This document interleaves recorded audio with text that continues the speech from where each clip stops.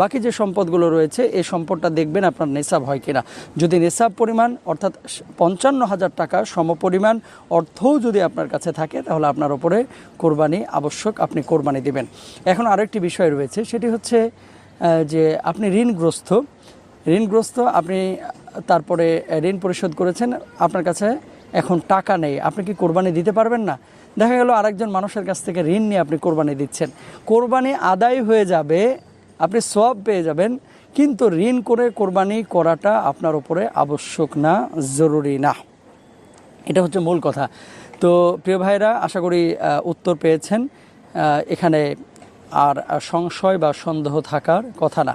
আর যদি আপনি ওই হিসাব করেন, বাংলাদেশে কিন্তু অনেক বড় বড় শিল্পপতি রয়েছে, যেমন যারা প্রথম সারির শিল্পপতি, বড় বড় গার্মেন্টস ব্যবসায়ী অথবা হাইপার মার্কেটের মালিক, হ্যাঁ, তো তারা তো ব্যাংক থেকে হাজার হাজার কোটি টাকা ঋণ নিয়ে রেখেছে। এখন তারা যদি বলে আমি তো ঋণগ্রস্ত, আমার কোরবানি করার প্রয়োজন নাই, এটা কি হবে? এটা হবে না। তো এই বিষয়টা খেয়াল রাখতে হবে প্রিয় ভাইরা। আবার এখন আসেন, কোরবানির সাথে আকিকার বিধান কি?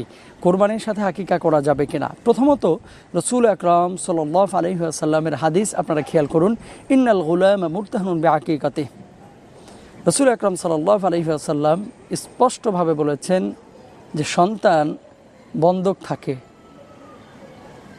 আকিকার সাথে সম্পৃক্ত থাকে সন্তানের নিরাপত্তা। আল্লাহ সুবহানাহু ওয়া তাআলা বিশেষ রহমতের চাদরে ওই আকিকা যার ব্যাপারে দেওয়া হয়েছে ওই সন্তানকে ঢেকে রাখেন।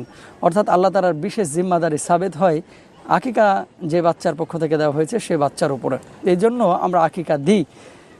তো লিল গুলামে শাতআন ওয়ালিল জারিয়াতি শাতুন, আল্লাহ রাসূল বলছেন যে পুরুষের জন্য 2টি ছাগল অথবা ভেড়া এই জাতীয় পশু হতে পারে, আর নারীর জন্য হচ্ছে 1টি।